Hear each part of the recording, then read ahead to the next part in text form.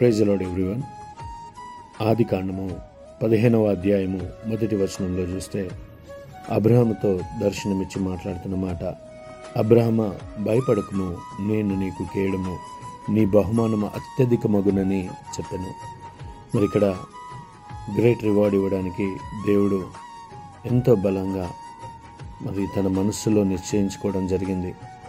మరి అబ్రహాము జీవితంలో మరి ఏమీ లేని సమయంలో మరి దేవుడు పిలుచుకొని తను పిలుచుకున్న పిలుపులో మరి ఆయన నిలకడగా ఉండి భక్తి జీవితంలో ఉండి విశ్వాస జీవితాన్ని కొనసాగిస్తూ ఆత్మీయతలో బలంగా స్థిరపరచబడి మరి ఆయన మాటలు వింటూ బ్రతుకుతున్న అబ్రహాం జీవితం ఇది. అందుకనే ఆయన ఏ విధంగా అయితే దేవునికి లోబడడం జరిగిందో దాన్ని బట్టి, ఆయన భక్తిని బట్టి, ఆయన విశ్వాసమును బట్టి, ఆయనకి దేవునికి ఉన్న నిబంధన బట్టి, సంబంధమును బట్టి అబ్రహాము జీవితంలో ఆ యొక్క బహుమానము అత్యధికంగా అవుతుందని దేవుని యొక్క వాగ్దానము దర్శనం ద్వారా అతన్ని మరొకసారి దృఢపరచడానికి వచ్చింది, మరొకసారి బలపరుస్తుంది. మరి లోతైన మాటలు మనిషి జీవితంలో ఎంతో ఆశీర్వాదకరం. అది వింటున్న వారికైనా కానీ, చదువుతున్న వారికైనా కానీ, అది ఎలాంటి మాటలై ఉండాలంటే అది దేవుని మాటలై ఉండాలి, అది బైబిల్లోని మాటలై ఉండాలి. ఆ మాటలను బట్టి వారి మనస్తత్వము, వారి యొక్క విశ్వాస జీవితము, ఆత్మీయ యాత్ర చాలా బలంగా ఉండడానికి సిద్ధపడుతూ ఉంటుంది.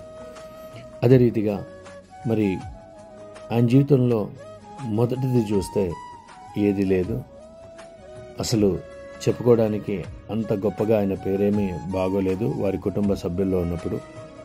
మరి ఆయన జీవితంలో ఏది లేని సమయంలో దేవుడు పిలుచుకొని వాగ్దానం ఇచ్చి, నేను నిన్ను ఆశీర్వదిస్తా అని చెప్పి, నీకు పిల్లల్ని ఇస్తా అని చెప్పి, లేని సమయంలో దేవుడు వాగ్దానం చేసి, మరి ఆలస్యమవుతున్న సమయంలో నీకు బహుమానం ఇస్తా అని చెప్పి, అది ఇట్లా ఉండదు, అది అత్యధికంగా ఉంటుంది, అది గ్రేట్ రివార్డ్గా నీ జీవితంలో మిగల్చబడ్డానికి సిద్ధంగా ఉందని ధైర్యపరుస్తుంది. ఆ మాటలే ఆయన జీవితంలో విన్న మాటలే సాక్ష్యాలుగా అమర్చబడ్డాయి. వింటున్న నీకు కూడా ఈరోజు చెప్తున్న మాటలు ఏంటంటే, మరి చెవియొగ్గి ఆయన వాక్కుకి వింటున్నవా? మరి చెవిగలవాడు మరి వినుగా, కానీ వాక్యంలో ఏ విధంగా అయితే ఉందో వింటున్న నీకు కూడా చెప్తున్నాను. కొంచెమే ఉండొచ్చు నీ జీవితంలో, పిలుచుకున్న పిలుపులో మరి నీ జీవితంలో మొదటి పరిస్థితి కొంచెముగానే ఉండొచ్చేమో, కానీ తుదకి మహాభివృద్ధి చేసే దేవుడు ఆయన. నీ బహుమానాన్ని కూడా అత్యధికంగా మార్చే దేవుడు. ఆ చిన్న ఉద్యోగమే ఉండొచ్చు, ఆ చిన్న పరిస్థితులే ఉండొచ్చు. నీ బహుమానం ఒకరోజు దేవునిలో పెట్టి ప్రార్థన చేస్తూ మొరపెడితే అది బలంగా మారడానికి సిద్ధంగా ఉంది, అది అద్భుతంగా ఉండడానికి సిద్ధంగా ఉంది, అది అనేకులను విడిపిస్తూ బాగు చేస్తూ స్థిరపరచడానికి ఉంది. నీ బహుమానము రాబోయే రోజుల్లో అది నీ పిల్లలే అయి ఉండొచ్చు, నీ భర్త అయి ఉండొచ్చు, నీ పరిస్థితులు అయి ఉండొచ్చు. వింటున్న ప్రతి ఒక్కరి పరిస్థితి దేవుడు అత్యధికంగా మారుస్తాడని నేను నమ్ముతున్నాను. అబ్రహాం జీవితంలో ప్రతి ఒక్కరూ చూసి ఆశ్చర్యపోయిన పరిస్థితులు ఇవన్నీ.